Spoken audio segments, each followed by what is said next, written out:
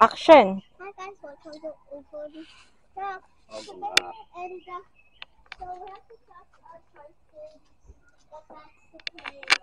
Yeah, there's a cave. Scared. Oh, we have to keep moving. Yeah. Keep moving. Right here. This is Tito Bobot, our guide. We're gonna go later to the cave. Yes. That's a cave exit. You listen to Tito Bobot. If Tito Bobot will say, pwede ba mag-picture dito kasi hindi na kayo mag-exit dito eh. We're going to take a picture here because we will not exit here. 1, 2, 3. Ayan. Nakaano na siya. Oh, ako lang. Ayaw niya eh. No, don't worry. We'll catch up. We have Tito Bobot to guide us. Yeah. So don't worry. Everyone has to guide. Yes.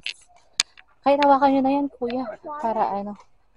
Para hindi tipid sa oras.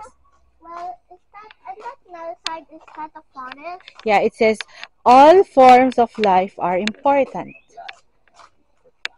When we touch the stone with our glove, it says it's okay. Yes. Pwede ba mag-picture dito, kuya? Kami picture here.